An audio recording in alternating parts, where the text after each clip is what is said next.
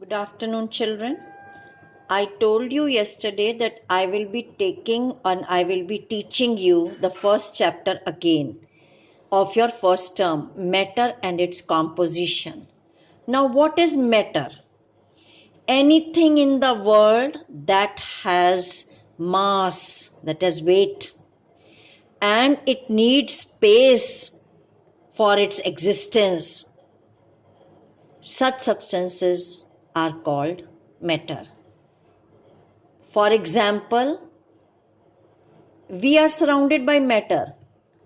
We ourselves are matter because we have mass, our body has mass, and we also need a space to stand, to sit. So we occupy space. The air that we breathe in is a matter. The water we drink is a matter. The clothes we wear, the food we eat, the land over which we walk, they are all matter.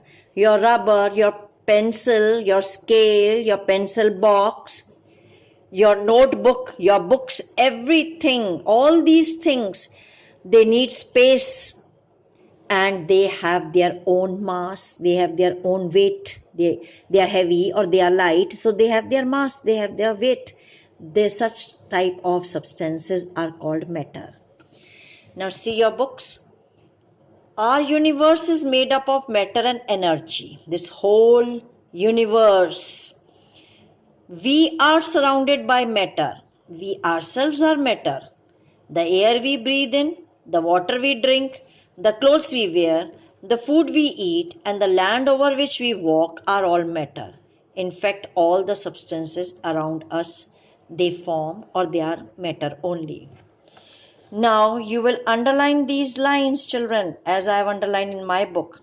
Anything that occupies space and has weight and can be perceived by our senses means which we can feel by seeing, by touching, by hearing, by all these when we feel it by our sense organs.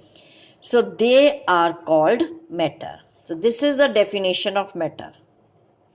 Metal can be of any size. So they can be very small, from something as small as needle to a very big substance like aeroplane. Now underline these lines also. So everything we see is called matter. We have said that a matter is that substance which we can perceive, that is, we can see it. Perception means to see. When we can see it, that substance. But air, we cannot see air, we can feel it. But air has mass and it occupies space. That is why it is called matter. So write a question here. Why is air called matter? So you will give these lines in your answers. That is because air has mass and it occupies space. So these two lines will be the answer of this question. This is question and this is answer. Clear, children? Now we can prove to show that air occupies space. We'll take a balloon and we'll blow it. We'll put air into it. As the air will enter into the balloon, this is a deflated balloon, means the balloon is being squeezed and nothing is present inside it. Air is not present inside it. So the air fills in it. When we fill air into it, slowly you will find the balloon will increase in size. This expansion, this increase in size, we say it is an inflated balloon. So this shows that at first the balloon was squeezed because no air was present in it. But when we put air into this balloon, the air has occupied space and have pushed the balloon to blow out and has taken the space inside the balloon. So air occupies space and hence air is a matter. Second activity is to show that air has mass, whether it has its weight, it has its mass or not. We will take two similar balloons and will inflate, means we will put air into it and we'll blow it. We will increase its size with air equally. Suspend two balloons equally apart on the two corners of the meter scale and place it on the knife edge. See this meter scale. We have taken two inflated balloons, the blown up balloons with the air inside, and we have tied them at the two corners with the knife edge in the center. If the balloons are, we'll take two similar balloons, we have put in them the same quantity of air into it, you'll find the meter scale is straight as they both balance the corner of the meter scale. Now what we'll do, we will puncture one of the balloon, we'll prick it with the needle, put a needle in it, the balloon will get punctured, the air will come out, so it gets deflated, squeezed. But this is inflated, it is fully blown up with air in it. Immediately you will find the side of the meter scale with the inflated balloon will bend down and the balloon without air will be lifted up.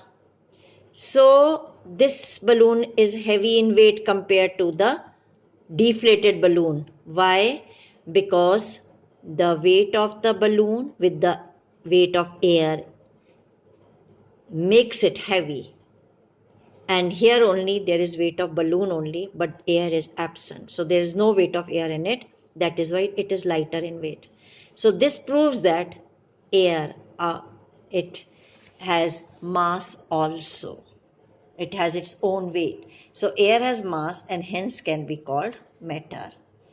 Now you will learn these properties of matter, or in place of properties we can give you this word also, give the characteristics of matter. Characteristics and properties meaning is same. It means the first property is it occupies space. Every metal will occupy space. Every metal, it has mass. Every matter will have its own mass, and it can be, we can see it by our senses, but we can feel it by seeing it, we will perceive it by our eyes.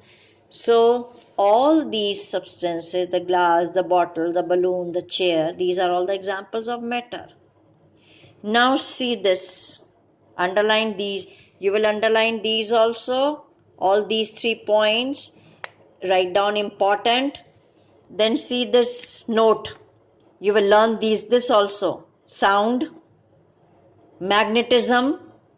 You know what is magnet? The substance which can attract iron to it is called a magnet. Love, hate, shadow, add these two words here also, light and heat. They are not called matter. Why? Because they do not have mass, nor do they occupy space. Sound has no mass, magnetism has no mass, love, the hate, the shadow, they don't have mass, they don't occupy space, so they are not matter. So you will underline these lines, so you may get a question, why sound or light or heat, they are not matter? So answer is, this is the answer, because they have no mass nor they do not occupy any space. This whole note is important, so you will be, the question may come in reasoning like why. Right children, now see the skillful activity given in your book. Choose among the given terms those which can be considered as matter and those which cannot be considered as matter.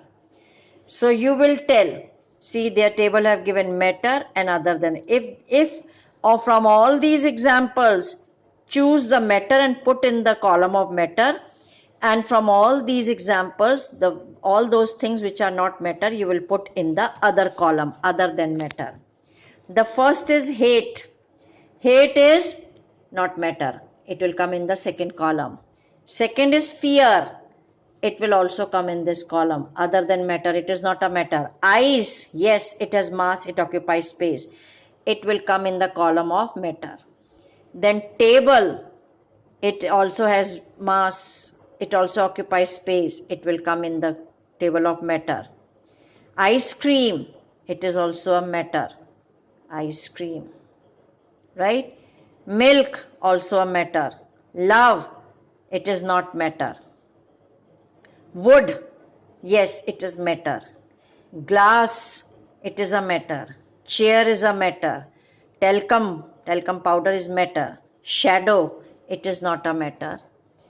Then ball is a matter. Reflection is not a matter. So this is how you will, from these examples, you will put these in the column of all the things which are matter in the matter column, and all the things other than matter you will put it in the other column.